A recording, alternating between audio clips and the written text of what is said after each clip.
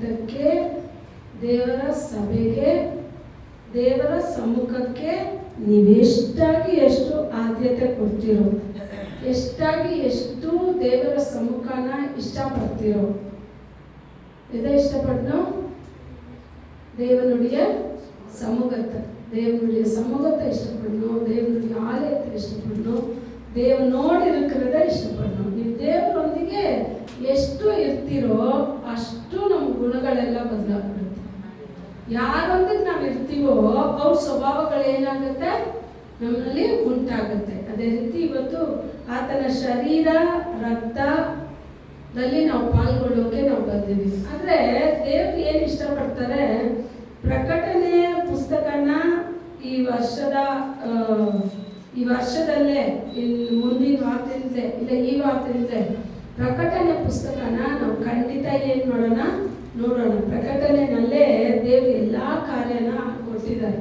ಆದರೆ ಪ್ರಕಟಣೆ ಪುಸ್ತಕಕ್ಕೆ ಹೋಗೋ ಮುಂಚೆ ಮೊದಲು ನಮಗೆ ಗೊತ್ತಿರಬೇಕು, ನಾನು ಆರಾಧನೆ ಮಾಡೋ ತಂದೆ, ಮಗ, ಪರಿಶುದ್ಧಾತ್ಮರು ಎಂಥವ್ರು ಅಂತ ನನಗೆ ತಿಳಿದಿರ್ಬೇಕು. ಈ ಮೂವರನ್ನ ನಾನು ತಿಳ್ಕೊಳ್ಳಿಲ್ಲ ಅಂತ ಹೇಳಿದ್ರೆ, ಈ ಮೂವರ ಸ್ವಭಾವಗಳನ್ನ ನಾನು ಅರ್ಥಕೊಳ್ಳಿಲ್ಲ ಅಂತ ಹೇಳಿದ್ರೆ, ನಾನು ಕ್ರೈಸ್ತನ ಎನ್ಸೋಕೆ ನನ್ನಿಂದ ಏನಾಗೋದಿಲ್ಲ, ಸಾಧ್ಯ. ಹೆಸರು ಬೇಕಾದ್ರೆ ನಾನು ಕ್ರೈಸ್ತನಾಗಿರ್ಬೋದು, ಹೆಸರು ಬೇಕಾದ್ರೆ ನಾನು ಸೇವೆ ಮಾಡ್ಬೋದು, ಹೆಸರು ಬೇಕಾದ್ರೆ ಎಲ್ಲಾ ಕಾರ್ಯನ ಮಾಡ್ಬೋದು. ಆದ್ರೆ ಯಾವಾಗ ನಾನು ಆರಾಧನೆ ಮಾಡೋ ತಂದೆ, ಕುಮಾರ, ಪರಿಶುದ್ಧ ಆತ್ಮನ ನಾನು ಯಾವಾಗ ತಿಳ್ಕೊಳ್ತೀನೋ ಆವಾಗಲೇ ನಮ್ಮ ಜೀವಿತದಲ್ಲಿ ಉನ್ನತವಾದ ಕಾರ್ಯಗಳು ನಡೆಯುತ್ತೆ. ಅದು ಮಾತ್ರ ಅಲ್ಲ, ಇವ್ರು 3 ಜನನು ನೋಡಿದ್ರೆ 3 ಜನನು ಕರುಣೆಯಲ್ಲಿ ಒಂದೇ ಈಕ್ವಲ್, ಕೃಪೆಯಲ್ಲಿ ಒಂದೇ ಈಕ್ವಲ್, ದಯೆಯಲ್ಲಿ ಒಂದೇ ಈಕ್ವಲ್, ಯಾವುದು ದೂರನೇ ಅಲ್ಲ. ಇವಾಗ ತಂದೆ ಒಂದು ಮಾಡ್ಬೇಕು ಅಂತ ಇಷ್ಟಪಟ್ರೆ ಕುಮಾರ ಹೇಳ್ತಾರೆ ಆಯ್ತು ಮಾಡೋಣ, ಪರಿಶುದ್ಧ ಆತ್ಮರು ಹೇಳ್ತಾರೆ ಆಯ್ತು ನಾನು ಹೋಗ್ತೀನಿ. ಒಂದೊಂದು 3 ಜನನು ಸಪ್ರೇಟ್ ಅಲ್ಲ, 3 ಜನನು ಬೇರೆ ನಾಮದಲ್ಲಿ ಇದ್ರು ಅವ್ರ ಮೂವರ ಗುಣಗಳು ಒಂದೇ, ಆ ಮೂವರ ಯೋಚನೆಗಳು ಒಂದೇ, ಆ ಮೂವರ ಕಾರ್ಯಗಳು ಒಂದೇ. ದೇವರು ಬೇಡ ಅನ್ನೋದನ್ನ ತಂದೆ ಬೇಡ ಅನ್ನೋದನ್ನ ಕುಮಾರ ಮಾಡಲ್ಲ, ಕುಮಾರ ಬೇಕು ಅನ್ನೋದನ್ನ ಆತ್ಮ ಸ್ವರೂಪನು ತಳ್ಳಲ್ಲ. ಇವ್ರ 3 ಜನರ ಆಲೋಚನೆ ಒಂದೇ ತರ ಇರುತ್ತೆ. ಸಭೆಯಲ್ಲಿರೋ ನಮ್ದು ಒಬ್ರೊಬ್ರದ್ದು ಒಂದೊಂದ್ ತರ ಪ್ಲಾನ್ ಇರುತ್ತೆ, ಒಬ್ರೊಬ್ರದ್ದು ಒಂದೊಂದ್ ತರ ಆಲೋಚನೆ ಇರುತ್ತೆ. ಆದ್ರೆ ಈ 3 ಜನದ್ದು ಒಂದೇ ಪ್ಲಾನ್. ಭೂಮಿನ ಲೋಕನ ಸೃಷ್ಟಿ ಮಾಡ್ಬೇಕಂದ್ರೆ ಆಯ್ತು ಸೃಷ್ಟಿ ಮಾಡೋಣ, ಇದು ಉಂಟಾಗ್ಲಿ ಅಂದ್ರೆ ಉಂಟಾಗ್ಲಿ, ಇದು ಒಳ್ಳೇದು ಅಂದ್ರೆ ಇದು ಒಳ್ಳೇದು. ಆ ರೀತಿ ಅವ್ರ 3 ಜನರಲ್ಲಿ ಒಂದೇ ಯೋಚನೆ, ಒಂದೇ ಕಾರ್ಯ, ಒಂದೇ ಕೆಲಸ, ಬೇರೆ ಬೇರೆ ಆಗಕ್ ಸಾಧ್ಯನೇ ಇಲ್ಲ. ಕುಮಾರ ತಂದೆನ ಬಿಟ್ಟು ಕುಮಾರ ಇಲ್ಲ, ಇವರಿಬ್ಬರನ್ನ ಬಿಟ್ಟು ಪರಿಶುದ್ಧಾತ್ಮರಿಲ್ಲ. ಈ 3 ಹೆಂಗಿರ್ತಾರಂದ್ರೆ ಒಂದ್ರೊಳಗಡೆ ಒಂದು. ಆತ್ಮ ಸ್ವರೂಪನ ಎಲ್ಲಿರ್ತಾರಂದ್ರೆ ತಂದೆಯಿಂದಲೇ ಆತ್ಮ ಸ್ವರೂಪ ನಮ್ಗೆ ಆಚೆ ಬಂದಿದ್ದು. ಎಲ್ಲಿಂದ? ಅವಾಗ ತಂದೆಯಲ್ಲಿ ಒಂದು ಪರಿಶುದ್ಧತೆ ಇದೆ. ಆ ಪರಿಶುದ್ಧವಾದ ಪರಿಶುದ್ಧ ಆತ್ಮನು ಜನಗಳ ಮಧ್ಯೆ ಚಲಿಸ್ಬೇಕು ಅಂತ ಹೇಳಿದ್ರೆ, ಬಂದು ಇರ್ಬೇಕು ಅಂತ ಹೇಳಿದ್ರೆ, ಒಂದು ಪರಿಶುದ್ಧ ರಕ್ತ ಭೂಮಿಗೆ ಬೇಕೇ ಬೇಕು. ಹಳೆ ಒಡಂಬಡಿಕೆನಲ್ಲಿ ನೀವೆಲ್ಲಾದ್ರೂ ನೋಡಿ, ಹಳೆ ಒಡಂಬಡಿಕೆನಲ್ಲಿ ಆತ್ಮ ಸ್ವರೂಪನು ಇಳಿದು ಬರ್ತಾರೆ, ಮತ್ತೆ ಹೊರಟೋಗ್ತಾರೆ. ಯಾರ ಹತ್ರನೂ ಏನ್ ಮಾಡೋದಿಲ್ಲ, ಇರಂಗಿ ಬರುಗ್ರಾರ್ ತಂಗುಗ್ರಾರ್ ಎರಡಕ್ಕೂ ವ್ಯತ್ಯಾಸ ಇದೆ. ಇಳಿದು ಬರ್ತಾರೆ, ಆದ್ರೆ ವಾಸ ಮಾಡೋದಿಲ್ಲ. ಅವು ಕಾರ್ಯ ಏನ್ ಮಾಡ್ಬೇಕು, ಏನ್ ನಡೆಸ್ಬೇಕೋ ಅದನ್ನ ಮಾಡಿ ಮುಗಿಸ್ಬಿಟ್ಟು ಏನ್ ಮಾಡ್ತಾರೆ, ಹೊರಟೋಗ್ತಾರೆ. ಇವಾಗ ನೋಡಿ, ಸೌಲ್ಗೆ ಒಂದು ದುರಾತ್ಮ ಹಿಡಿಯುತ್ತೆ. ಈಗ ದಾವೀದನ್ ಬಂದು ಸೌಲ್ ಮುಂದೆ ಕಿನ್ನರಿ ಬಾರಿಸಿದಾಗ ದೇವರ ಆತ್ಮರು ದಾವೀದನ್ ಮೇಲೆ ಬಂದು ಇಳಿತಾರೆ. ಅವನ ಕಿನ್ನರಿ ಬಾರಿಸಿದಾಗ ಸೌಲ್ ಮೇಲಿರೋ ದುರಾತ್ಮ ಹೊರಟೋಗುತ್ತೆ. ಆವಾಗ ದಾವೀದನಲ್ಲೇ ಆತ್ಮ ಸ್ವರೂಪ ತಂಗಿ ಇರೋದಿಲ್ಲ, ಬರ್ತಾರೆ, ಮತ್ತೆ ಆತ್ಮ ಸ್ವರೂಪನು ಹೊರಟೋಗ್ತಾರೆ.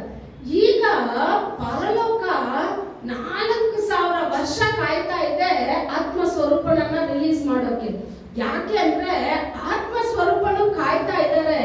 ಒಂದು ಪರಿಶುದ್ಧ ಶರೀರ, ಒಂದು ಪರಿಶುದ್ಧ ರಕ್ತ ಇದ್ರೆ ಮಾತ್ರನೇ ಆತ್ಮ ಸ್ವರೂಪನು ಬಿಡುಗಡೆ ಹೊಂದ್ಕೊಳ್ಳೋಕೆ ಸಾಧ್ಯ. ಆಗ ನೀವು ಯೋಚನೆ ಮಾಡಿ, ಇವಾಗ ತಂದೆಗೆ ಏನ್ ಇಷ್ಟ? ತನ್ನ ಜನರನ್ನ ತನ್ನ ಹೋಲಿಕೆನಲ್ಲಿ, ನಾವು ಯಾರ ಹೋಲಿಕೆನಲ್ಲಿ ಉಂಟಾಗಿದ್ದೀವಿ ಅಂದ್ರೆ ಅವ್ರ 3 ಜನ ಹೆಂಗಿದಾರೋ ಅದೇ ಹೋಲಿಕೆನೆ ನಮ್ದು, ಸರಿನಾ? ಇವಾಗ ಅವ್ರ 3 ಜನ ಮಾತಾಡ್ಕೊಂತಾರೆ. ಆದಿಕಾಂಡ 1ನೇ ಅಧಿಕಾರದಲ್ಲಿ ಮನುಷ್ಯನ ಸೃಷ್ಟಿ ಮಾಡೋಕ್ ಮುಂಚೆ 3 ಜನನು ಮಾತಾಡ್ಕೊಂತಾರೆ. ನಮ್ಮದು ಸಾಯಲೇನ್ ಬಿಡಿ, ನನ್ನದು ಅಂತ ಹೇಳಿಲ್ಲ, ಸಿಂಗ್ಲರ್ ಅಲ್ಲ ಆಯ್ತಾ, ಪ್ಲೂರಲ್ ಅಲ್ಲೇ ಹೇಳುತ್ತೆ. ಅದು ಏನ್ ಹೇಳುತ್ತೆ? 3 ಜನನ, ಇವಾಗ 2-3 ಸೇರಿದ್ರೆ ಅವರು ಅಂತ ಬರುತ್ತೆ, ಒಬ್ರ ಇದ್ರೆ ಅವನು ಅಂತ ಬರುತ್ತೆ.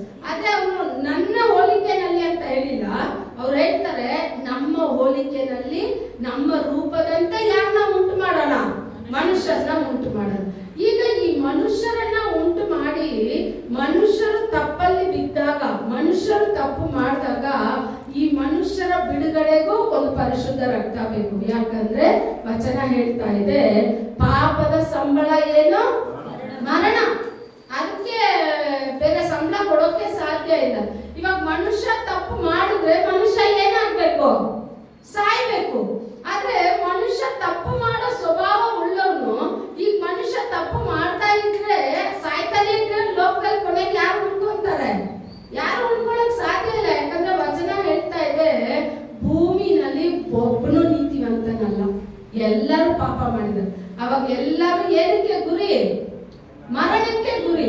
ಆಗ ಒಂದು ಮನುಷ್ಯನಿಂದ ಪಾಪ ಭೂಮಿಗೆ ಬಂದಿದೆ, ಅದೇ ರೀತಿ ಒಂದು ಮನುಷ್ಯನಿಂದ ಇಡೀ ಲೋಕದ ಪಾಪವನ್ನು ತೊಳೆಯಲ್ಪಡಬೇಕು. ಅದು ಆದಾಮನ ರಕ್ತದಿಂದ ಆಗೋದಿಲ್ಲ, ಮನುಷ್ಯರ ರಕ್ತದಿಂದ ಆಗೋದಿಲ್ಲ, ದನ ಕುರಿಗಳಿಂದ ರಕ್ತದಿಂದ ಆಗೋದಿಲ್ಲ. ದೇವರ ಒಂದೇ ಕುಮಾರನಾದ ಯೇಸು ಕ್ರಿಸ್ತನ ರಕ್ತದಲ್ಲಿ ಮಾತ್ರನೇ ಬಿಡುಗಡೆ. ಅದಕ್ಕೆ ಈ ಪರಿಶುದ್ಧ ರಾಭೋಜನೆಗೆ ಯಾಕೆ ಇಷ್ಟು ಪ್ರಾಮುಖ್ಯತೆ ಅಂತ ಹೇಳಿದ್ರೆ, ಅದು ನನ್ನ ತಂದೆಯ ರಕ್ತ, ನನ್ನ ತಂದೆಯ ಶರೀರ. ಇದರಲ್ಲಿ ನಾನು ಪಾಲ್ಗೊಳ್ಳುವಾಗ ನನ್ನ ಸ್ವಭಾವ, ನನ್ನ ಕಾರ್ಯ ಹೆಂಗಿರ್ಬೇಕು ಅಂತ ಹೇಳಿದ್ರೆ, ಅಪ್ಪ ಮನುಷ್ಯರಲ್ಲ, ಮನುಷ್ಯರು ನನ್ನನ್ನು ಈ ಸಮ್ಮುಖಕ್ಕೆ ಕರ್ಕೊಂಡು ಬಂದಿಲ್ಲ. ಹಾಡಲ್ಲಿ ತಂದೆ ಎಷ್ಟು, ಫಾದರ್ ಎಷ್ಟು ಚೆನ್ನಾಗಿ ಹಾಡಿದಾರಲ್ಲ, ತಂದೆಯೊಂದಿಗೆ ನಮ್ಮನ್ನ ಸಂಬಂಧ ಬೆಳೆಸೋಕೆ ತನ್ನ ಕುಮಾರನ ಪರಿಶುದ್ಧ ರಕ್ತ ಬೇಕಾಗಿದೆ. ಅದ್ ಯೋಚನೆ ಮಾಡಿ, ಈಗ ಕುಮಾರನನ್ನ ಕಳಿಸ್ಬೇಕು ಅಂತ ಹೇಳಿದ್ರೆ ತಂದೆನೂ ಏನ್ ಮಾಡ್ಬೇಕು? ಮನಪೂರ್ವಕವಾಗಿ ಕಳಿಸ್ಬೇಕು. ನಾವು ಬೇಕು ಅಂತ ಹೇಳಿದ್ರೆ ಕುಮಾರನನ್ನ ಕೈ ಬಿಡ್ಬೇಕು. ನಾವು ಬೇಕು ಅಂತ ಹೇಳಿದ್ರೆ ಕುಮಾರನ ಜಡಿಯಲ್ಪಡ್ಬೇಕು. ನಾವು ಬೇಕು ಅಂತ ಹೇಳಿದ್ರೆ ಕುಮಾರನ ಶರೀರ ಕೀಳಲ್ಪಡ್ಬೇಕು. ಆಗ ತಂದೆಗೆ ಏನಿಷ್ಟ? ನನ್ನ ಕುಮಾರ ಸತ್ರು ಸರಿ, ನನ್ನ ಕುಮಾರನ ಶರೀರ ಕೀಳಲ್ಪಟ್ರು ಸರಿ, ನನ್ನ ಹೋಲಿಕೆನಲ್ಲಿ ಉಂಟಾದ ಮನುಷ್ಯರನ್ನ ಆ ಪರಿಶುದ್ಧ ಸಮೂಹಕ್ಕೆ ತಂದು ನಿಲ್ಲಿಸೋದೇ ತಂದೆಯೇ ಇಷ್ಟವಾಗಿತ್ತು. ಆಗ ಈ ತಂದೆಯ ಇಷ್ಟವನ್ನ ಪೂರೈಸೋಕೆ ಇವ್ರು 3 ಜನನ ಸ್ವಭಾವಗಳನ್ನ ನೋಡಿ, ನೀವು ಬೇಕಾದ್ರೆ ಓದ್ಬೇಡಿ, ಬರ್ದಿಟ್ಕೊಳ್ಳಿ. ಯೋಹಾನ 3ನೇ ಅಧಿಕಾರ 14ನೇ ವಚನ ಏನ್ ಹೇಳುತ್ತೆ? ಇದೆಲ್ಲರೂ ಬೈ ಹಾರ್ಟೆಡ್ ಆಗಿರ್ಬೇಕು. யோவானா 3:16 தேவன் தம்முடைய ஒரே பேரான குமாரனை கொடுத்து ಭೂಮಿಗೆ ಫಲವಾಯಿ ಅನುಕೂಲ. ಅರ್ಥ ಆಯ್ತಾ? ಈ ವಚನ ನಿಮ್ಮೆಲ್ಲರಿಗೂ ಬೈಹಾರ್ಟೆಡ್ ಆಗಿರ್ಬೇಕು. ಯಾಕೆ ಅಂದ್ರೆ ತಂದೆ ತನ್ನ ಕುಮಾರನನ್ನೇ ಕೊಟ್ಟು ನನ್ನ ಪ್ರೀತಿ ಎಷ್ಟು ದೊಡ್ಡದು ಅಂತ ತಂದೆ ತೋರಿಸ್ಬಿಟ್ರು. ಇವ್ರು 3 ಜನದ ಸ್ವಭಾವಗಳನ್ನ ನೋಡಿ, ಎಂತ ಉನ್ನತ ದೇವರನ್ನ ನಾವು ಆರಾಧನೆ ಮಾಡ್ತಾ ಇದ್ವಿ, ಎಂತ ಉನ್ನತ ದೇವರ ಸತ್ಯತೆನ ನಾವು ಕೇಳ್ತಾ ಇದ್ವಿ. ಈ ಪರಿಶುದ್ಧ ಜಾಗಕ್ಕೆ ಬರೋಕೆ ಅರ್ಹತೆ ಇಲ್ಲದೆ ಇರೋ ನಮ್ಮನ್ನ ಈ ಪರಿಶುದ್ಧ ಜಾಗಕ್ಕೆ ದೇವರು ತಂದು ನಿಲ್ಲಿಸಿದ್ದಾರೆ. ಆತನ ದಯೆ, ಆತನ ಕೃಪೆ, ಆತನ ಕನಿಕರ. ಅದಕ್ಕೆ ನಾವು ಮುಂಜಾನೆ ತಮಿಳ್ ಸರ್ವಿಸ್ ಅಲ್ಲಿ ನೋಡಿದ್ವಲ್ಲ, ಕೀರ್ತನೆಗಳು 148 ಕೀರ್ತನೆ 148ರಲ್ಲಿ ಸಮಸ್ತವು ಆತನನ್ನ ಸ್ತುತಿಸ್ಲಿ. ಏನು? ಸಮಸ್ತವು ಆತನನ್ನ ಸ್ತುತಿಸ್ಲಿ. ಬೆಂಕಿಯೇ, ಕಲ್ಮಲೆಯೇ, ಆಕಾಶವೇ, ನಕ್ಷತ್ರವೇ, ಸೂರ್ಯಚಂದ್ರರೇ, ಮುದುಕರೇ, ಯೌವನಸ್ಥರೇ, ರಾಜರೇ, ಅಧಿಪತಿಗಳೇ, ಸಿಂಹಾಸನದಲ್ಲಿ ಇರೋನು ಕೂಡ ಯಾರನ್ನ ಸ್ತುತಿಸ್ಬೇಕು ಅಂದ್ರೆ ಈ ಒಂದೇ ಒಂದು ಏಕೈಕ ದೇವರಾದ ಯೆಹೋವನನ್ನ ಸ್ತುತಿ ಮಾಡಬೇಕು. ಈಗ ತಂದೆಗೆ ಇಷ್ಟ, ನನ್ನ ಕುಮಾರನನ್ನ ನಾನು ಕಳಿಸಿದ್ರೆ ನನ್ನ ಕುಮಾರ ನನ್ನ ಇಷ್ಟಾರ್ಥವನ್ನ ನೆರವೇರಿಸಿ ನನ್ನ ಹೋಲಿಕೆನಲ್ಲಿ ಉಂಟು ಮಾಡಿದ ಜನಗಳನ್ನ ನನ್ನ ಕಡೆ ತಿರುಗಿಸ್ಬಿಡ್ತಾರೆ ಅಂತ ತಂದೆಗೇನು ಇಷ್ಟ.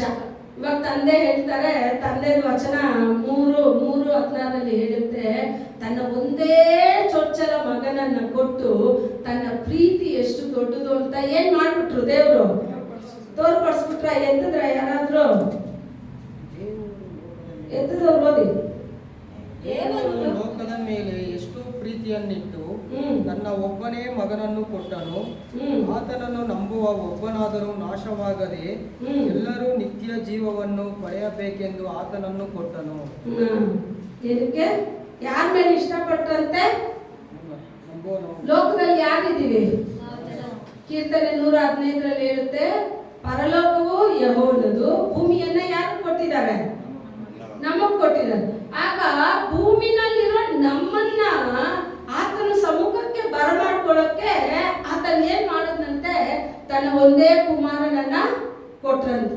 ಈಗ ನಮ್ಮ ಮಕ್ಕಳನ್ನ ಎಲ್ಲಿಗಾದ್ರೂ ಕಳಿಸಿ ದೂರ ಅಂಗಡಿಗೆ ನಡ್ಕೊಂಡು ಅಷ್ಟು ದೂರ ಹೋಗ್ಬೇಕಾ? ನಾನು ಹೋಗಲ್ಲಪ್ಪ. ಏನ್ ಹೇಳ್ತಾರೆ? ನಾನು ಹೋಗಲ್ಲ. 10 ರೂಪಾಯಿ ಕೊಡ್ತೀಯಾ? ಹೋಗ್ತೀನಿ. ಇವತ್ತೆಲ್ಲ ಬ್ಲ್ಯಾಕ್ ಮೇಲ್ ಮಾಡ್ತಾ ಇದ್ದಾರೆ ಮಕ್ಕಳು, ಕರೆಕ್ಟಾ? 10 ರೂಪಾಯಿ ಕೊಡ್ತೀಯಾ? ಹೋಗ್ತೀನಿ. ಇಲ್ಲಾಂದ್ರೆ ಈ ಸಾರ್ ಮಾಡ್ಕೊಡ್ತೀಯಾ? ಹೋಗ್ತೀನಿ. ಇದು ಇಸ್ಕೊಡ್ತೀಯಾ? ಹೋಗ್ತೀನಿ. ಯಾಕೆ ಅಂದ್ರೆ ಹೋಗೋಕೆ ಏನ್ ಮಾಡ್ತಾ ಇದ್ದಾರೆ?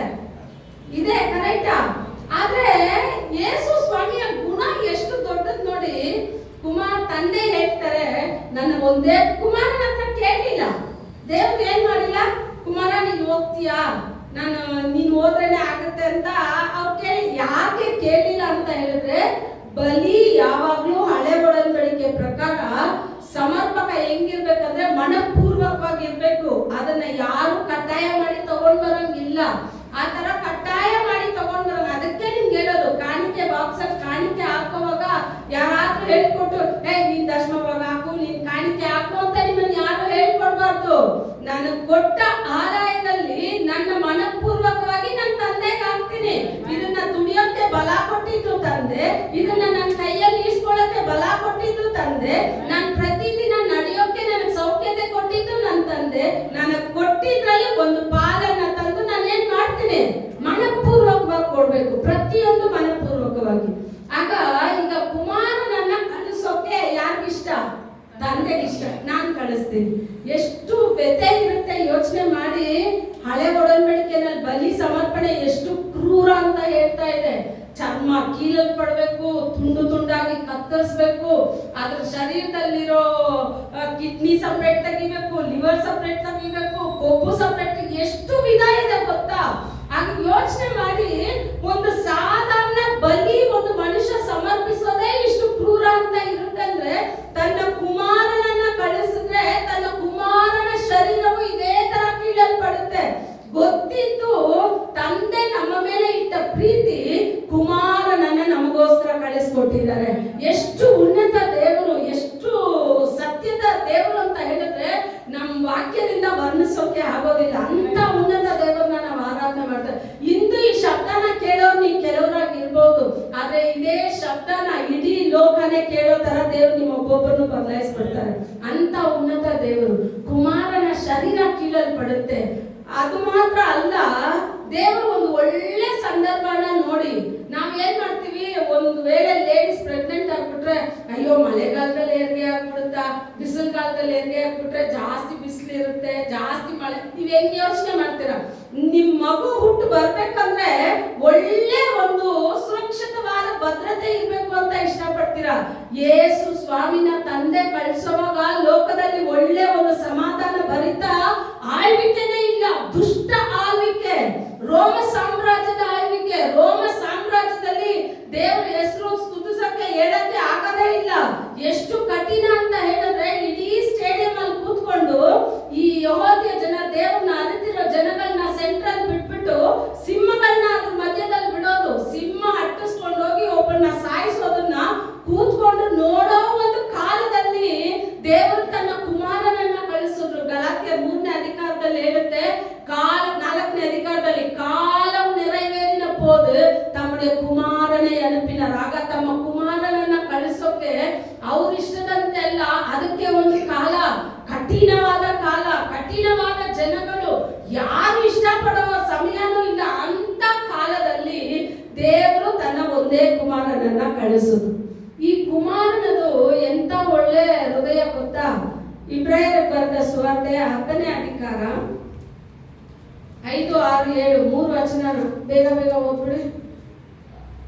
ಅಸಾಧ್ಯವಾಗಿದ್ದೆಲ್ಲವೂ ಆದುದರಿಂದ ಕ್ರಿಸ್ತನು ಭೂಲೋಕದೊಳಗೆ ಬರುವಾಗ ದೇವರ ಯಜ್ಞ ನೈವೇದ್ಯಗಳು ನಿನಗೆ ಇಷ್ಟವಾಗಿರಲಿಲ್ಲ.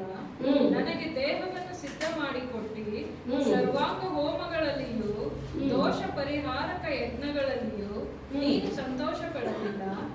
ಆಗ ನಾನು, ಇಗೋ ದೇವರೇ, ನಿನ್ನ ಚಿತ್ತವನ್ನು ನೆರವೇರಿಸುವುದಕ್ಕೆ ಬಂದಿದ್ದೇನೆ, ಗ್ರಂಥದ ಸುರುಳಿಯಲ್ಲಿ ನನ್ನನ್ನು ಕುರಿತು ಬರೆದದೆ ಎಂದು ಹೇಳಿದರು. ಈಗ ಹೇಳ್ತಾರೆ, ಇದು ಯೇಸು ಸ್ವಾಮಿಯ ಪ್ರೀತಿ. ಮೊದಲು ತಂದೆ ಪ್ರೀತಿ 3:16 ತನ್ನ ಒಬ್ಬನೇ ಮಗನನ್ನ ಲೋಕಕ್ಕೆ ಕಳಿಸ್ಕೊಟ್ರು.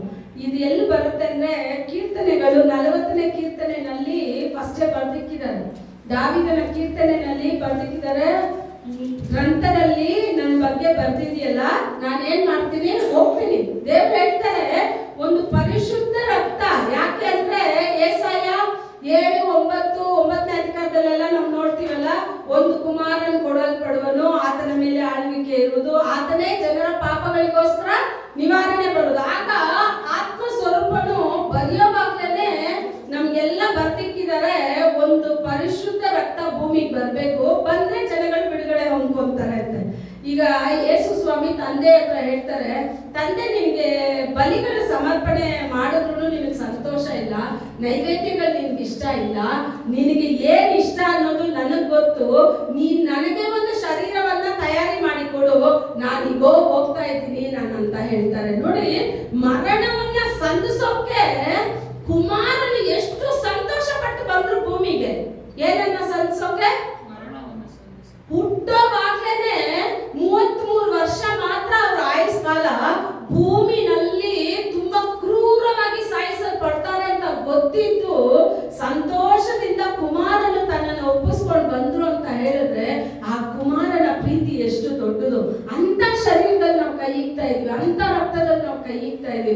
ಪ್ರತಿ ಬಾರಿ ಯೋಚನೆ ಮಾಡ್ಬೇಕು, ನನಗೋಸ್ಕರ ನನ್ನ ತಂದೆ ಮಾಡಿದ ತ್ಯಾಗ ಸ್ವಲ್ಪ ಅಲ್ಲ, ನನಗೋಸ್ಕರ ನನ್ನ ಕುಮಾರ ಮಾಡಿದ ತ್ಯಾಗ ಸ್ವಲ್ಪ ಅಲ್ಲ, ಆತನು ನಮಗೋಸ್ಕರ ಮಾಡಿದ ತ್ಯಾಗ, ಆತನ ಕೃಪೆ, ಆತನ ದಯೆ ನಮ್ಮ ತಳಾಂತರಕ್ಕೂ ನಾವು ಅವ್ರನ್ನ ಸ್ತುತಿಸಿದ್ರು, ಆರಾಧನೆ ಮಾಡಿದ್ರು, ಆತನ ಋಣನ ನಾವು ತೀರ್ಸ್ಕೊಳ್ಳೋಕೆ ಆಗೋದಿಲ್ಲ. ಆಗತ್ತಾ? ಆಗೋದಿಲ್ಲ. ನಾವೆಲ್ಲ ಎಷ್ಟು ಧನ್ಯರು, ಎಷ್ಟು ಭಾಗ್ಯವಂತರು ಗೊತ್ತಾ? ಲೋಕದಲ್ಲಿ ಇಷ್ಟು ಕೋಟಿ ಜನ ಇದ್ರು ಅವ್ರನ್ನೆಲ್ಲ ಬಿಟ್ಟು ಅರ್ಹತೆಗೆ ಗಣನೆಗೆ ಬಾರದೆ ಇರೋ ನಮ್ಮನ್ನ ಹುಡುಕಿ ಬಂದು ಆರಿಸ್ಬಿಟ್ರು. ಏನು ತೇಗಿ ಒಂದು ಮೀಟವರ್ ಹೆಂಗೆ ಬಂದ್ರು? ಹುಡುಕೊಂಡು ಬಂದ್ರಂತೆ. ಎಲ್ಲಿ ಸುತ್ತಾ ಇರಲ್ಲ, ನೇತ್ರ ಎಲ್ಲಿ ಮರ ಸುತ್ತಾ ಇರಲ್ಲ, ಲತಾ ಎಲ್ಲಿ ಮರ ಸುತ್ತಾ ಇರಲ್ಲ, ವೆಂಕಪ್ಪ ಅಂಕಲ್ ಯಾವ ಅಂಗಡಿನಲ್ಲಿದ್ದಾರೆ, ಎಲ್ಲಿ ಬಿದ್ದಿದ್ದಾರೆ, ಹುಡುಕದ್ರ ಇಲ್ವಾ? ಹುಡುಕಿ ಬಂದು ರಕ್ಷಣೆ ಕೊಟ್ಟಿದ ತಂದೆ. ಇವ್ರಿಬ್ಬರಿಗಿಂತ ಇನ್ನೊಂದು ವ್ಯಕ್ತಿ ತುಂಬಾ ಶ್ರೇಷ್ಠರು. ಯಾರು? ಯಾರ ಬಗ್ಗೆ ಮಾತಾಡ್ತಾ ಇದ್ದೀವಿ? ಬರೀ ತಂದೆ, ಕುಮಾರ, ಪರಿಶುದ್ಧ. ಇವರಿಬ್ರು ನೋಡಿ, ತಂದೆಗೆ ಕುಮಾರನನ್ನ ಕಳಿಸ್ಬಿಟ್ರೆ ಓಕೆ, ನನ್ನ ಕುಮಾರ ಹೋಗಿ ಎಲ್ಲ ಯಾವ್ಯಾವ ಪ್ಲಾನ್ ಎಲ್ಲ ಮನುಷ್ಯ ಕೆಡಿಸ್ಬಿಟ್ನೋ ಅಷ್ಟು ಪ್ಲಾನ್ ಅನ್ನ ನನ್ನ ಕುಮಾರ ಏನ್ ಮಾಡ್ಬಿಡ್ತಾನೆ, ಕರೆಕ್ಟ್ ಮಾಡ್ಬಿಡ್ತಾನೆ. ಅದಕ್ಕೆ ಎಸೆಕಿಯಲ್ ಹೇಳುವಾಗ, ಎರೆಮಿಯಾಗ ಅನ್ಕೋತೀವಿ, ಹೇಳುವಾಗ ಹೇಳ್ತಾರೆ, ನೀನ್ ಯಾರ ಮನೆಗೆ ಹೋಗು ಅಂದ್ರೆ ಕುಂಬಾರನ ಮನೆಗೆ ಹೋಗು. ಯಾರ ಮನೆಗೆ ಹೋಗು? ಕುಂಬಾರನ ಮನೆಗೆ ಹೋಗು. ಕುಂಬಾರನ ಕರದಲ್ಲಿ ಇರೋವಾಗಲೇ ಏನಾಗೋಯ್ತು? ಮಡಿಕೆ ಮಣ್ಣು ಕೆಟ್ಟೋಯ್ತು. ಕೆಳಗಡೆ ಇರೋವಾಗಲ್ಲ, ಕುಂಬಾರನ ಕರದಲ್ಲೇ ಕೆಟ್ಟೋಯ್ತು. ಕುಂಬಾರ ಮಣ್ಣನ್ನ ಬಿಸಾಕಿಲ್ಲ, ಕುಂಬಾರ ಮತ್ತೆ ಅದನ್ನ ಒಡೆದು ಸರಿ ಮಾಡಿ ಆದಾಮನು ಕೆಡಿಸಿದ ಅಷ್ಟು ಕಾರ್ಯನ ಯೇಸು ಸ್ವಾಮಿ ಎಲ್ಲವನ್ನ ತಮ್ಮ ಕರದಲ್ಲೆತ್ತು ಸರಿ ಮಾಡಿ ನಿಲ್ಲಿಸ್ಬಿಟ್ರು. ಆದಾಮನು ಕೆಡಿಸ್ದ, ಯೇಸು ಸ್ವಾಮಿ ಸರಿ ಮಾಡಿದ್ರು. ಆದಾಮನು ತಪ್ಪು ಮಾಡ್ದ, ಆ ತಪ್ಪಿನ ಪರಿಹಾರವನ್ನ ಯೇಸು ಸಮರ್ಪಣೆ ಮಾಡಿದ್ರು ಯೇಸು ಕ್ರಿಸ್ತುಗೆ. ಅದಕ್ಕೆ ಹೇಳೋದು, ಸಭೆಯಲ್ಲಿ ದೇವರಿಗೆ ಘನತೆಯು ಮಹಿಮೆಯು ಉಂಟಾಕುನು. ಸಭೆಯಲ್ಲಿ ದೇವರಿಗೆ ಘನತೆ, ಸಭೆಯಲ್ಲಿ ದೇವರಿಗೆ ಮಹಿಮೆ. ಎಂತ ದೇವರನ್ನ ಸಂತೋಷಕ್ಕೆ ಬರ್ತಾ ಇದೀವಿ, ಎಂತ ದೇವರನ್ನ ಆರಾಧನೆ ಮಾಡಕ್ ಬರ್ತಾ ಇದೀವಿ ಅಂತ ನಮ್ಮ ಹೃದಯ, ನಮ್ಮ ಆಲೋಚನೆ ಎಲ್ಲ ತುಂಬಿರ್ಬೇಕು. ಅದಕ್ಕೆ ಹೇಳ್ತಾರೆ, ಆಲಯಕ್ಕೆ ಬರುವುದೇ ಒಂದು ನಡೆಗಳೇ ಸೀರ್ಪಡುದು. ಎಲ್ಲಿ ಬರುವಾಗ? ಬಂದ ಮೇಲೆ ಸೀರ್ಪಡೋದಲ್ಲ, ಬರೋಕೆ ಮುಂಚೆನೆ ನನ್ನ ದಾರಿನ ನಾನು ಸರಿಪಡಿಸ್ಬೇಕಂತೆ. ಏನೋ ಬಂದ್ವಿ ಬರೋಕ್ ಮುಂಚೆ ಒಂದು ಸಿದ್ಧತೆ. ಯಾರನ್ನ ಸಂಧಿಸೋಕೆ ಹೋಗ್ತಾ ಇದ್ದೀನಿ, ನಾನು ಇವತ್ತು ಒಂದು ಮದುವೆ ಮನೆಗೆ ಹೋಗ್ತಾ ಇದ್ದೀನಿ, ಅದೇ ಹೇಳ್ತಾರೆ ಪ್ರಕಟಣೆಯಲ್ಲಿ ಹೇಳ್ತಾರೆ ಗೊತ್ತಾ, ಮೊದಲಿಂಗನು ರೆಡಿ ಆಗಿದ್ದಾನೆ, ಮೊದಲಗಿತ್ತಿಯನ್ನ ರೆಡಿ ಮಾಡಿ ಎಲ್ಲಿ ಕರ್ಕೊಂಡು ಹೋಗ್ತಾರಂತೆ ಮದುವೆ ಮನೆ. ನೀವೆಲ್ಲ ಮೊದಲಗಿತ್ತಿ ಅಂದ್ರೆ ನಿದ್ದೆ ಮಾಡಿ ಐರನ್ ಹಾಕ್ದೆ ಹಂಗೆ ಒಂದು ಬಟ್ಟೆನ ಹಾಕೊಂಡು ಬಂದ್ಬಿಟ್ರೆ ಮದುವೆ ಹುಡುಗಿ ಎಲ್ಲಾದ್ರೂ ಹಂಗಿದ್ರೆ ಚೆನ್ನಾಗಿರುತ್ತಾ? ನೀವೆಲ್ಲ ಯಾರು ಮೊದಲಗಿತ್ತಿಯರು? ಹೆಂಗಿರ್ತಾರೆ? ಹಂಗೆ ಏನು ಹೋಗ್ತೆ ಹಂಗೆ ಇರ್ತಾರ? ಎಷ್ಟು ಡ್ರೆಸ್ ಮಾಡ್ತಾರೆ, ಮುಖಕ್ಕೆ ಮೇಕಪ್ ಒಂದು ವಾರದಿಂದ ಹೋಗುತ್ತೆ. ಹಳೆ ಒಡಂಬಡಿಕೆಯಲ್ಲಿದೆ, ಒಂದು ಸಾಧಾರಣ ಒಂದು ರಾಜ ಒಂದು ರಾಣಿನ ಸೆಲೆಕ್ಟ್ ಮಾಡ್ಬೇಕು ಅಂತ ಹೇಳಿದ್ರೆ ಆ ಊರಲ್ಲಿರೋ ಅಷ್ಟು ಯವನಸ್ಥ ಹುಡುಗಿರನ್ನ ತಂದು ಒಂದ್ ಜಾಗದಲ್ಲಿ ಸೇರಿಸ್ಬಿಡ್ತಾರೆ. ಅವ್ರ ಆಚೆ ಎಲ್ಲೂ ಹೋಗಂಗಿಲ್ಲ. 6 ತಿಂಗಳವರೆಗೂ ಅವ್ರ ಕೋಣೆನಲ್ಲಿಟ್ಟು ಅವ್ರು ತಿನ್ನೋ ಆಹಾರ, ಅವರು ಹಾಕೋ ಡ್ರೆಸ್ಸು, ಅವ್ರು ಮಾಡೋ ಅಲಂಕಾರ ಎಲ್ಲಾನು ಆ ರಾಜ ಅರಮನೆಯಲ್ಲಿ ರಾಜನಿಗೆ ಮೆಚ್ಚುಗೆಯಾಗಿ ಒಂದು ರಾಣಿಯನ್ನ ತಯಾರಿ ಮಾಡ್ತಾರೆ. ಆಗ ನೀವು ಯೋಚನೆ ಮಾಡಿ, ನೀವೆಲ್ಲ ರಾಣಿ ಅಂದ್ರೆ ಈ ಭೂಲೋಕದಲ್ಲಿ ಎಷ್ಟು ಗಣ್ಯ ವ್ಯಕ್ತಿ ಇದ್ರೂ ದೇವರು ನಿಮ್ಮನ್ನ, ಅದರಲ್ಲಿ ಹೆಣ್ಣು ಗಂಡು ಅನ್ನೋದು ವ್ಯತ್ಯಾಸ ಇಲ್ಲ. ನೀವಿಬ್ರು ಯಾರು? ನೀವಿಬ್ರು ಮೊದಲಗಿತ್ತೀನೆ, ಸಭೆ ಮೊದಲಗಿತ್ತಿ, ಸಭೆನಲ್ಲಿ ಇರೋರೆಲ್ಲ ಮೊದಲಗಿತ್ತಿಯರೆ. ಆಗ ನಮ್ಮಿಬ್ಬರನ್ನು ದೇವ್ರು ಹೆಂಗ್ ಮಾಡ್ತಾರೆ, ಆತನಿಗೆ ಮೆಚ್ಚುಗೆಯಾದ ಪಾತ್ರೆಯಾಗಿ ಬದಲಾಯಿಸ್ತಾರೆ. ಅವಾಗ ಬದಲಾಗ್ಬೇಕು ಅಂದ್ರೆ ನಾನು ಎಲ್ಲಿರ್ಬೇಕು? ದೇವರು ನಿಮ್ಮನ್ನ ಬದಲಾಯಿಸ್ಬೇಕಂದ್ರೆ ಎಲ್ಲಿರ್ಬೇಕು? ಮನೆಯಲ್ಲಿ ಚೆನ್ನಾಗಿ ನಿದ್ದೆ ಮಾಡ್ಕೊಂಡು ಆನ್ಲೈನ್ ಅಲ್ಲಿ ಆನ್ ಮಾಡ್ಬಿಟ್ಟು ಏನೋ ಪ್ರಸಂಗ ಕೊಡ್ತಾ ಇದಾರೆ ಕೇಳ್ತೀನಿ ಅಂದ್ರೆ ಮಾಡ್ಬಿಡ್ತಾರ? ಎದ್ದು ಎಲ್ಲಿ ಬರ್ಬೇಕು? ಸಭೆಗೆ ಬರ್ಬೇಕು. ಹಂಗೆ ಹಲ್ಲುಜ್ಜಿದೆ ಕೊಳಕ್ ಬಟ್ಟೆನಲ್ಲಿ ಒಬ್ಬ ಬಂದು ನಿಂತಿದ್ದ. ಹಳೆ ಒಡಂಬಡಿಕೆಯಲ್ಲಿದೆ, ದೇವ್ರ ಮೊದಲು ಹೇಳ್ತಾರೆ ಆ ಅಳುಕು ತುಣಿ ಅಲ್ಲ. ಯೋಸೇಫನು ಅಷ್ಟೇ ಸೆರೆಮನೆಯಲ್ಲಿ ಇದ್ದ, ಫುಲ್ಲು ದಾಡಿ ಎಲ್ಲ ಬಿಟ್ಬಿಟ್ಟು ಕೊಳಕು ಬಟ್ಟೆ, ಸ್ಥಾನ ಇಲ್ಲ ಏನಿಲ್ಲ. ಈಗ ಒಂದು ಸಂದೇಶ ಬರ್ತಾ ಇದೆ, ರಾಜ ನಿನ್ ಕರೀತಾ ಇದ್ದಾನೆ. ಯಾರು ಕರೀತಾ ಇದ್ದಾರೆ? ರಾಜ ಕರೆಯೋಕ್ ಸ್ಟಾರ್ಟ್ ಮಾಡಿದ್ದೆ ಯೋಸೇಫನ್ನ ತಗೊಂಡೋಗಿ ಶೇವೆಲ್ಲ ಮಾಡಿಸಿ ಕೂದಲೆಲ್ಲ ಕಟ್ ಮಾಡಿ ಚೆನ್ನಾಗಿ ಸ್ನಾನ ಮಾಡಿ ಒಳ್ಳೆ ಬಟ್ಟೆನ ಹಾಕಿ ರಾಜನ ಮುಂದೆ ಕರ್ಕೊಂಡು ಬರ್ತಾರೆ. ಆಗ ರಾಜ ಮುಂದೆ ಬರೋವಾಗ ನೀವ್ ಹೆಂಗ್ ಬರ್ಬೇಕು? ಕೊಳಕು ಬಟ್ಟೆ, ಆ ಶರ್ಟ್ ನೋಡ್ಬೇಕು ಹಂಗೆ ರೋಲಾಗಿ ಮೇಲ್ವರೆಗೂ ಹೋಗ್ಬಿಟ್ಟಿರುತ್ತೆ. ಯಾಕೆ? ರಾಜನ ಮಕ್ಕಳು ಎಷ್ಟು ಶ್ರೇಷ್ಠವಾಗಿ ಡ್ರೆಸ್ ಮಾಡ್ಬೇಕಂದ್ರೆ ಅದಕ್ಕೆ ಅಂತ ಇಷ್ಟ ಬಂದಂಗೆ ಲೋಕದಲ್ಲಿ ಮಾಡೋ ತರ ಎಲ್ಲ ಮಾಡಬಾರ್ದು. ನಿಮ್ಗೆ ಅಂತ ಒಂದು ಡ್ರೆಸ್ಸು, ನಿಮ್ಗೆ ಅಂತ ಒಂದು ಘನತೆ, ನಿಮ್ಗೆ ಅಂತ ಒಂದು ಗೌರವ ದೇವರು ನಿಮ್ಗೆ ಅಂತ ಇಟ್ಟಿರೋದೇ ಶ್ರೇಷ್ಠ. ಆ ಶ್ರೇಷ್ಠವಾದ ಅದಕ್ಕೆ ಲಾಸ್ಟ್ ಸಭೆ, ನಾನು ನೆಕ್ಸ್ಟ್ ಸಭೆ ಎತ್ತುವಾಗ ಹೇಳ್ತೀನಿ, ಲಾಸ್ಟ್ ಸಭೆಗೆ ಹೇಳ್ತಾರೆ, ನೀನ್ ವಸ್ತ್ರನ ನೀನ್ ಕಳ್ಕೊಂಡಿದ್ಯಾ, ನನ್ನಲ್ಲಿ ಕೇಳಿ ನೀನ್ ವಸ್ತ್ರನ ಪಡ್ಕೊ ಅಂತಾರೆ. ಆ ಮಹಿಮೆಯ ವಸ್ತ್ರನ ನಾವು ಕಳ್ಕೋಬಾರ್ದು. ಯೇಸು ಸ್ವಾಮಿ ತನ್ನ ಸ್ವಂತ ರಕ್ತದಿಂದ ಸಂಪಾದನೆ ಮಾಡಿ ಕೊಟ್ಟಿದ್ದಾರೆ. ಇಲ್ಲಿ ಇವರಿಬ್ರು ತ್ಯಾಗದಲ್ಲಿ ಒಬ್ಬರನ್ನೊಬ್ರು ಬೀಟ್ ಮಾಡಕ್ಕೆ ಆಗಿಲ್ಲ. ತಂದೆ ಕುಮಾರನನ್ನು ಕಳಿಸ್ತಾರೆ, ಕುಮಾರ ಹೇಳ್ತಾರೆ, ತಂದೆ ನೀನ್ ಚಿಂತೆ ಪಡ್ಬೇಡ, ಎಂತ ಮರ್ನ ಇರ್ಲಿ, ಅವ್ರು ನನ್ನ ನೋಡಿಲಿ. ನೀವೇ ಯೋಚನೆ ಮಾಡಿ, ಇನ್ನು ಸ್ವಲ್ಪ ಹೊತ್ತಿಗೆ ಅವನ ಪಕ್ಕದಲ್ಲಿ ಇದ್ಕೊಂಡು ಉಗಿತಾನೆ, ಒಬ್ಬ ಕೆನ್ನೆನಲ್ಲಿ ಹೊಡಿತಾನೆ, ಒಬ್ಬ ಕಣ್ಣನ್ನ ಕಟ್ಟಿಬಿಟ್ಟು ದೇವ್ರ ತಲೆ ಮೇಲೆ ಕುಡ್ತಾನೆ. ದೇವ್ರ ಗೊತ್ತಿಲ್ವಾ ಯಾರು ಕುಟ್ಟೋದು ಅಂತ, ಯಾರು ಹೊಡಿಯೋದು ಅಂತ ಗೊತ್ತಿಲ್ವಾ? ಇಷ್ಟು ಅವಮಾನ, ಇಷ್ಟು ನಿಂದನೆ ಯಾರಿಗೋಸ್ಕರ ಅಂತ ಹೇಳಿದ್ರೆ ನೀವು ನಾನು ಆತನ ಸಮ್ಮುಖದಲ್ಲಿ ಪರಿಶುದ್ಧವಾಗಿ ಬಂದು ನಿಲ್ಬೇಕು ಅಂತ. ಯಾಕೆ ಇಷ್ಟೊಂದು ಪ್ರೀತಿ, ಯಾಕೆ ಇಷ್ಟೊಂದು ನಮ್ಮ ಮೇಲೆ ಆತನಿಗೆ ಕನಿಕರ ಅಂತ ಹೇಳಿದ್ರೆ, ನಾವು ಆತನ ಹೋಲಿಕೆಯಲ್ಲಿ ನಮ್ಮನ್ನ ಸೃಷ್ಟಿ ಮಾಡ್ಬಿಟ್ಟು ತನ್ನ ತಾನೇ ಹಾಗೆ ಮಾಡೋ ಮನುಷ್ಯ ಇರೋದಿಲ್ಲ. ಕರೆಕ್ಟಾ? ಈಗ ಇವರಿಬ್ರು ರೆಡಿಯಾಗಿದ್ದಾರೆ. ಆತ್ಮ ಸ್ವರೂಪನಿಗೆ ಇವಾಗ ಒಂದೇ ಸಂತೋಷ. ಇಷ್ಟು ದಿನ ಅವ್ರು ರಿಲೀಸ್ ಆಗಕ್ಕಾಗೋದಿಲ್ಲ, ಬರ್ತಾರೆ, ಏನ್ ಕಾರ್ಯ ಮಾಡ್ಬೇಕು ಮಾಡ್ತಾರೆ, ಹೊರಟೋಗ್ತಾರೆ. ಇವಾಗ ಅವರು ಏನ್ ಮಾಡ್ಬೇಕಂದ್ರೆ ತಂಗುನು ಅಂದ್ರೆ ಉಳ್ಕೋಬೇಕು, ವಾಸ ಮಾಡ್ಬೇಕು. ನಾವು ಮನೆಯಲ್ಲಿ ಏನ್ ಮಾಡ್ತೀವಿ? ವಾಸ ಮಾಡ್ತೀವಿ. ಹೋಟೆಲ್ ಅಲ್ಲಿ ಏನ್ ಮಾಡ್ತೀವಿ? ತಂಗ್ತೀವಿ. ಹೋಟೆಲ್ಗೂ ಮನೆಗೂ ಏನ್ ವ್ಯತ್ಯಾಸ? ಹೋಟೆಲ್ ಬಾಡಿಗೆ, ಮನೆ ಅದರಲ್ಲಿ ತುಂಬಾ ದಿನ ಇರಕ್ ಆಗೋದಿಲ್ಲ. ಕರೆಕ್ಟಾ? ಹಳೆ ಒಡಂಬಡಿಕೆನಲ್ಲಿ ಹೋಟೆಲ್ ನ ವಿಸಿಟ್ ಮಾಡತ್ತಾರ. ಹೊಸ ಒಡಂಬಡಿಕೆನಲ್ಲಿ ಈಗ ಪರಿಶುದ್ಧ ಆತ್ಮರಿಗೆ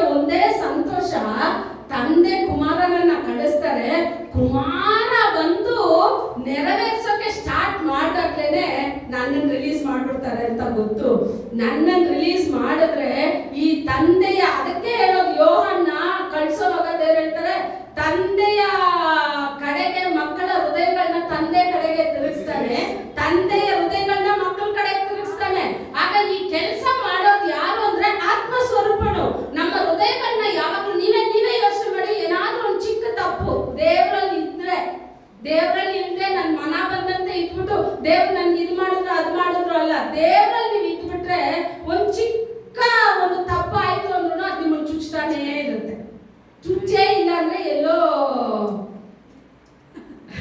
ಇಲ್ಲ ಅಂತ ಅರ್ಥ, ಸರಿನಾ? ಚುಚ್ಚುತ್ತೆ ಅಂತ ಹೇಳಿದ್ರೇನೆ ನೀವು ತಿಳ್ಕೋಬೇಕು, ಆತ್ಮ ಸ್ವರೂಪನು ನನ್ನನ್ನು ಸರಿಪಡಿಸ್ತಾ ಇದ್ದಾರೆ, ಆತ್ಮ ಸ್ವರೂಪನು ನನ್ನ ಕರೆಕ್ಟ್ ಮಾಡ್ತಾ ಇದ್ದಾರೆ.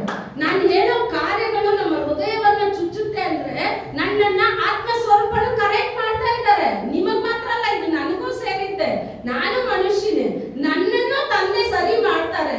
ಸರಿ ಮಾಡಿನೇ ನಮ್ಮನ್ನ ತಗೊಂಡ್ ಬಂದು ಆತನ ಸಮ್ಮುಖದಲ್ಲಿ ನಿಲ್ಸು.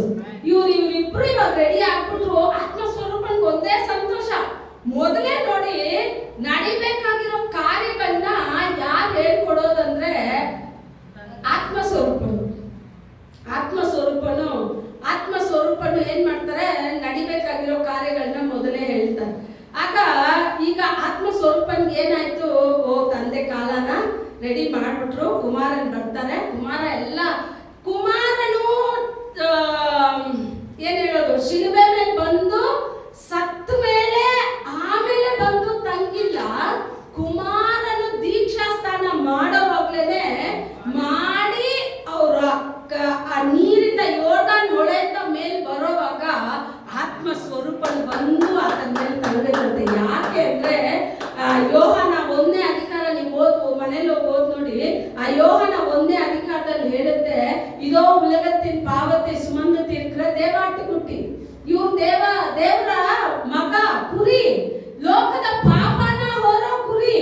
ಇವಾಗ ನಿಮ್ಗೆ ಹೆಂಗ್ ಗೊತ್ತು ಅಂತ ಹೇಳಿದ್ರೆ ಅವ್ರು ಹೇಳ್ತಾರೆ, ಯಾರಿಗೆ ನಾನು ದೀಕ್ಷಾಸ್ನಾನ ಮಾಡಿಸ್ತೀನೋ, ಯಾರು ದೀಕ್ಷಾಸ್ನಾನ ತಗೊಂಡ ಮೇಲೆ ಯಾರ ಮೇಲೆ ಒಂದು ಪರಿಶುದ್ಧ ಆತ್ಮನು ತಂಗ್ತಾರೋ ಅವರೇ ಲೋಕದ ಕುರಿಮರಿ ಅಂತ. ಯಾರು ಫಸ್ಟ್ ಪ್ರಕಟಣೆ ಆಯ್ತು ಅಂದ್ರೆ ಯೋಹಾನನಿಗೆ ಪ್ರಕಟಣೆ ಆಯ್ತು. ಆಗ ನೋಡಿ, ಆತ್ಮ ಸ್ವರೂಪನು ಬಂದು ಯಾರ ಮೇಲೆ ತಂಗಿದ್ರು, ಯೇಸು ಸ್ವಾಮಿ ಮೇಲೆ ತಂಗಿದ್ರು. ಪರಿಶುದ್ಧ ಆತ್ಮನು ತಂಗಿದ್ದು ಮಾತ್ರ ಅಲ್ಲ, ಅಪೊಸ್ತಲರ ಪುಸ್ತಕದಲ್ಲಿ 1 ಅಧಿಕಾರನ ತೆಗೆದು ಓದಿ.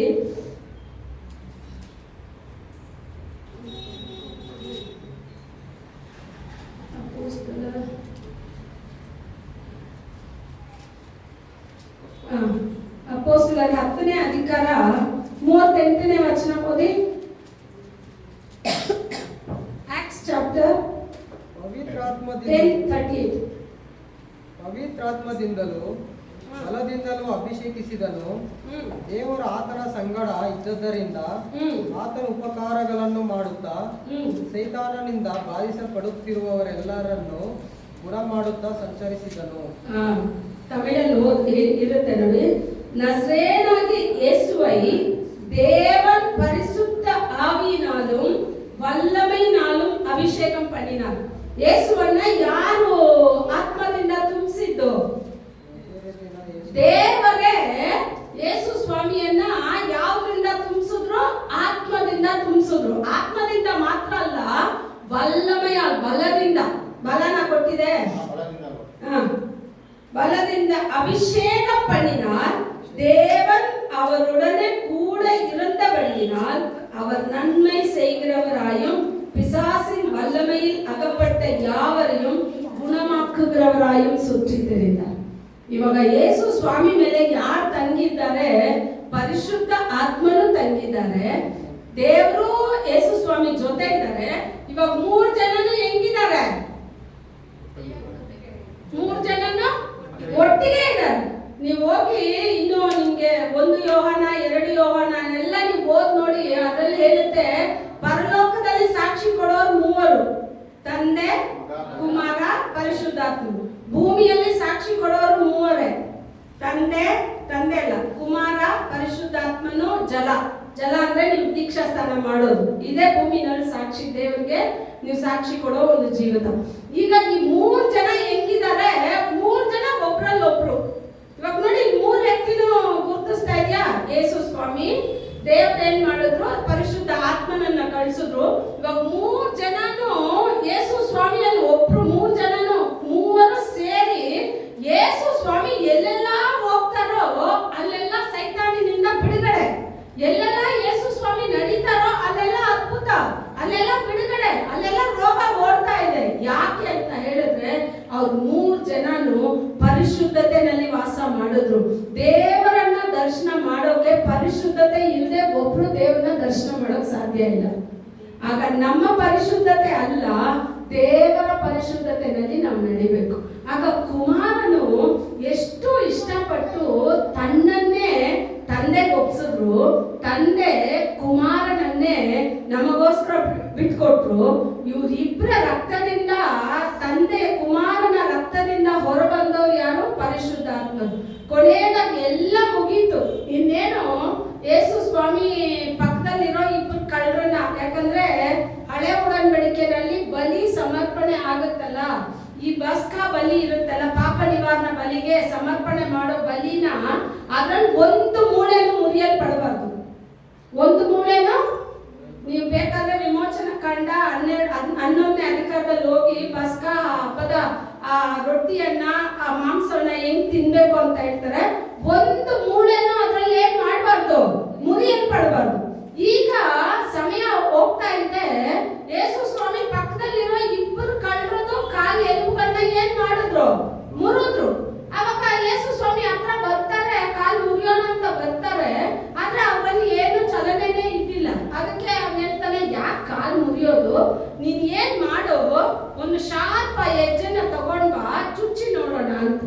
ಈಗ ಚುಚ್ಚಿದ್ದಾರೆ ಪಕ್ಕೆ ಹತ್ರ ಅಲ್ವಾ, ಎಲ್ಲಿ ಇರುತ್ತಲ್ಲ ಪಕ್ಕೆ ಹತ್ರ. ಚುಚ್ಚಿದಾಗ ಏನ್ ಬರುತ್ತೆ? ನೀರು. ನೀರು ಯಾರು? ರಕ್ತ ಯಾರು? ನೀರು ಆತ್ಮಸ್ವರೂಪ. ಅವಾಗ ಯಾವ್ದು ರಿಲೀಸ್ ಆಯ್ತು? ಯೇಸು ಸ್ವಾಮಿಯ ಮರಣದಲ್ಲಿ ಸಭೆಯಾದ ಮೊದಲ ಕಿತ್ತಿನ ದೇವ್ರು ಎಲ್ಲಿಟ್ಟಿದ್ರು? ತಮ್ಮ ಪಕ್ಕೆಯಲ್ಲಿ ಇಟ್ಟಿದ್ರು. ತಮ್ಮ ಪ್ರಾಣನ ಕೊಟ್ಟು ಇನ್ನು ಮುಂದೆ ಹೇಳ್ತಾರೆ, ನನ್ನ ಮಕ್ಕಳನ್ನ ಯಾರು ಬೀಳ್ಸಕ್ ಆಗೋದಿಲ್ಲ. ಯಾಕೆ ಅಂತ ಹೇಳಿದ್ರೆ ಯೋಹಾನ 1 ಯೋಹಾನದಲ್ಲಿ ಬರ್ದಿದೆ, ಯಾರೆಲ್ಲ ದೇವರನ್ನ ತಮ್ಮ ಹೃದಯದಲ್ಲಿ ಹೊಂದ್ಕೊಂಡಿದಾರೋ, ಯಾರೆಲ್ಲ ದೇವ್ರ ಮಗ ಅನ್ಸ್ತಾರೋ ಅವರೆಲ್ಲ ಲೋಕನ ಜಯಿಸ್ತಾರೆ, ಪಾಪನ ಜಯಿಸ್ತಾರೆ.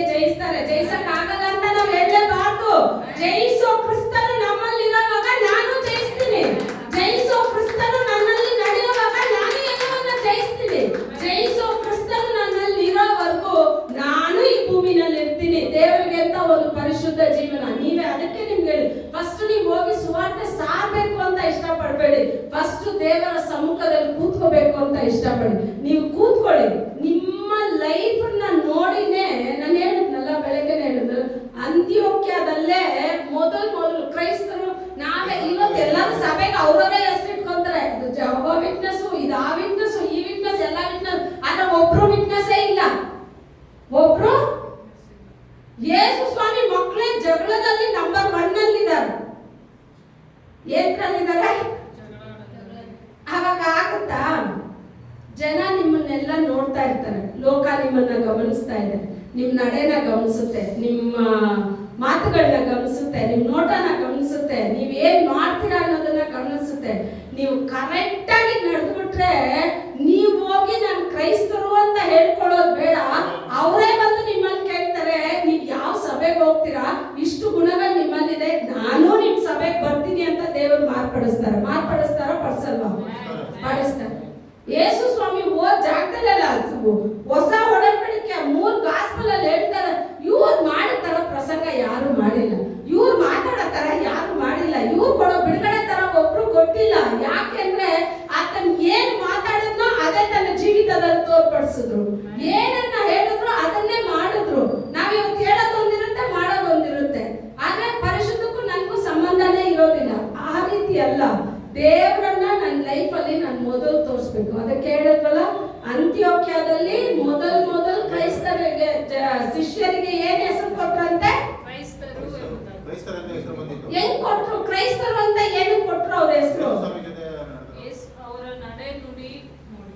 ಅವ್ರ ನಡೆ ನುಡಿ ಮಾತನ್ನು ನೋಡಿ ಯೇಸು ಸ್ವಾಮಿಯಲ್ಲಿರೋ ಗುಣ ಅವರ ಶಿಷ್ಯರಲ್ಲಿದೆ.